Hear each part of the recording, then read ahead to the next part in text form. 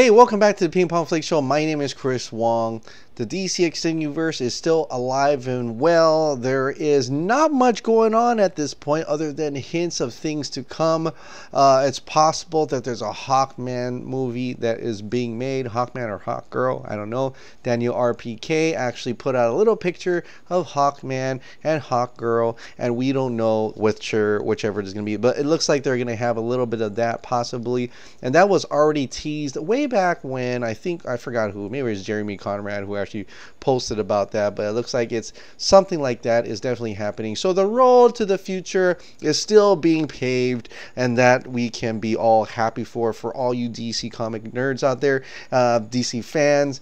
You can be happy. They're still paving the road, and we'll probably see some really crazy possibilities down the road for the DC universe at the Comic-Con. San Diego Comic-Con is my best bet of where the best place to drop the best information, the best place to drop future possibilities, and really to get the people excited for the DC universe. So that road ahead is good, and it's bright, and it seems to be working very well with this new regime that Walter Hamada has been involved in, and so we'll see more of that later on. But for now, Zack Snyder has actually dropped something interesting on Vero, and this is going back into the past once again for Batman v Superman and to the nightmare scene, which I loved in Batman v Superman, and I wish we could see a lot more of it. But anyway, he gave a little bit more tidbits here. One I'm gonna just give away real quickly is that he loved the idea, him and his team possibly saying, that they love the idea that General Swanwick could have been Martian Manhunter. And I kind of thought about that because it's very similar to what Supergirl TV series is doing right now, where Hank Henshaw is actually John Jones, Martian Manhunter in that show. And so I like the idea that General Swanwick, who's probably just being embedded into humanity and not actually trying to turn into Martian Manhunter yet to save the world in that sense, but then you're like wondering where is he at now. So it may have been more of an afterthought that possibly he could turn up once again as Martian Manhunter, but that's just a little tidbit that an idea that they loved and not an actual canon thing. So whether that's going to happen in the future, we'll see what happens with that. But looking more further into that picture that he posted of his Richard Citrone, and he does a lot of the stunt work for Batman. And he's on the lookout at Manor Base. And the one thing he said that the Hall of Justice is the code name for the Manor Base. That's one tidbit. And the other one that I really like is the fact that let me see if I can pull that up again here. Let's see. Okay, so he said that David said at Zack Snyder, don't know if you can say or not, but I always thought the "you were right about him, fear him" line was actually about Darkseid. Zack Snyder responded and says, well, I wanted it to be both Superman, then on a second read, something coming. Daniel below that says, no, the original plan was to bring the bad Superman, mixing the Red Sun and the Death of Superman arcs on Justice League parts 1 and 2. That's why Flash, Lois is the key. Wake up. So Daniel, he responds back to Daniel and says, well, the truth is that it's more complicated than just mixing those. So that, in a sense, is what we know all along, that Zack Snyder doesn't really just, copy stories and just throw them in there, right? He takes little tidbits of things and homages and Easter eggs, in a sense, and he's creating his own story, but using things that you are familiar with, like Injustice, Red Sun. Now, if you don't know, Red Sun is when Superman was, if Superman had landed, Kal-El had landed in like Mother Russia or Soviet Union, and he became a dictator in that sense, kind of like Injustice, but Injustice was because Lois died and so on and so forth. So instead of just copying that. Like Dark Knight Returns had you have a little bit of Dark Knight Returns within Batman v Superman. You have a little bit of Injustice in Batman v Superman, but it's not Injustice. It's not Dark Knight Returns. It's just little hints and tidbits. It's just an Easter egg. It's just homage to those great storylines that he's actually referring to, and possibly later on Kingdom Come. Who knows? But that's what he wants to say about that. He's not exactly doing those stories. He's just mixing those along with others. And that's in how it's intended. Now, the thing that he wanted to say that's interesting was I wanted it to be both Superman, the one they fear, the one to fear him, and then on a second read, something darker. Now, remember in the story where Batman was, in the trailer of Justice League trailer, where Batman's sitting down and Wonder Woman's looking down at him, and he says, there's something darker. Now, we all know now that that's probably Darkseid. That is probably Darkseid. And when in this timeline, he's thinking that, well, this is well, wait a second, hold on.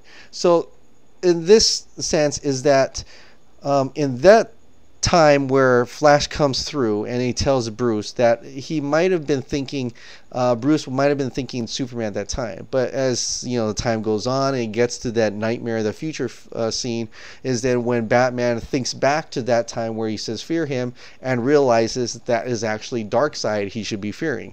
He goes on. He says that even though Bruce knows it's dangerous to occupy the old Batcave, it has to do with time travel from one point to another. Example, Flash travels from cave in the future to cave in the past, but he is too soon, meaning he went too far back, also meaning he will have to step off the cosmic treadmill one more time.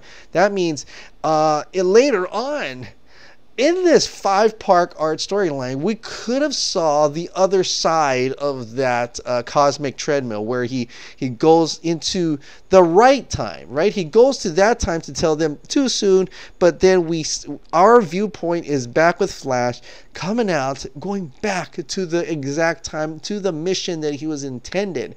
We're gonna see that. Oh man, that really bums me out, because that's why I wanted to see when I saw Batman v Superman, and then at the end I'm like, they're gonna revisit that. We're gonna find out who he meant by fear. We're gonna find out why Lois is the key. We're gonna see all of that. We're gonna see nightmare sequence Batman more and more, and until it wasn't. Hashtag until it wasn't, unless it is. But we were going to see that, and that gives an interesting point that it is a cosmic treadmill, meaning he's still in place. He came from the future cave to the past cave, went too far, going towards back to the right time within that cave. He hasn't actually gone anywhere in terms of distance. He's gone through just time within that same location, and with the help of Cyborg, we could have even saw Nightmare Cyborg at that point. I'm just saying Nightmare because they call it Nightmare Batman, but that would have been really cool within the Hall of Justice. Wayne Manor, that was all part of the plan. That was all part of everything. Then that realization for us being in the view of Batman, where that Batman v Superman timeline, we were thinking he meant Superman, but then we'll travel with him in the 5th story, or Justice League Part 2, where we realize he wasn't talking about Superman. Fear him. And we were going to realize it with Batman. It's like, oh my God, you meant Darkseid, right? So that is really cool to see these revealing stuff like this out now. It is really sad and disheartening to know that we'll may or may not ever see that part ever again. But hopefully something comes up soon. Hopefully we'll have a little bit more of that within the Justice League Snyder Cut. Now, what I assume is that the Justice League Snyder Cut that was readily made has already been altered from the original plan that he intended for a 5-movie arc, which is sad because I wish it actually went that way. But in any case, at least we'll have some type of his vision, whether it's altered or not, and maybe hopefully we'll get to see it. And it looks like a certain group of people were able to see it. Heroic.gateway went to Instagram 6 days ago to say that he was so stoked to have experienced it and happy to have seen something, right? And the best night ever. And people are assuming, is he talking about the Snyder Cut? Is he not? Well, he revealed recently, and thank you, Kenny, for pulling this up for me, is that he has 100% saying 100 that he's saying 100% that the Snyder Cut exists, 100%, because he wants he hopes, wishes everybody can see it like how he got to, and that got everybody excited, because he says, wait a minute. Heroic Gateway and his group of friends were able to see the Snyder Cut. Holy cow. Are you kidding me right now? Are you serious? You're not bullying. I mean, is this true? Is this really true? Is it just like how Jack Burton had said that Jason Momoa had told everybody, I watched a completed version of that cut. So that gets me thinking. I already kind of knew the Snyder Cut does exist. I just didn't know how finished was it. How much was that finished? Was the music done? Was the sound done? Was everything done? Was it all digitized?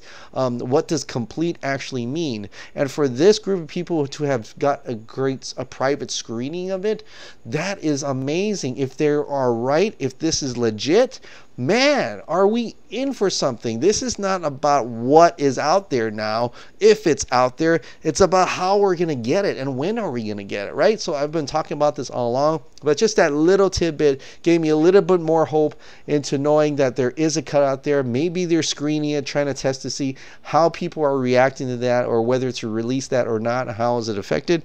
But it sounds great. It sounds awesome. They say that's the best thing in their night of their lives or whatever. And I want to believe them. I'm sure you want to believe them, but we're just gonna have to wait and see if any more people get to watch this movie. And this is a recent one. This is not before the Whedon thing happened. This was 6 days ago. 6 days ago. And so that is amazing. And what I've heard is that Jason Momoa had watched it not too long ago itself, like a month or 2 months ago. It's recent. This is after Justice League the theatrical cut came out. So I don't know how much it's going to be done, has been done, if it's pretty much being worked on at this moment, or are they at the finishing stages? I'm not sure. I know a lot of people bring up a good point, how bringing out Snyder Cut now would be a huge slap in the face to the studio. Maybe the studio already got their face slapped and they're trying to fix it now, but we'll see what actually transpires from here on out. And I'm really eager to see any more tidbits that come out, and I'll let you know if I learn anything more. But for right now, the cast and crew have seen it. Some people in the industry have seen it, and it looks like some fans who made the ultimate fan cut were able to get a showing of it. So we'll see what happens if any more people get to watch it. Please, someone call me up. I would like to see it. All right, guys. Oh, thank you so much for subscribing. Thank you so much for watching. I'll see you next time.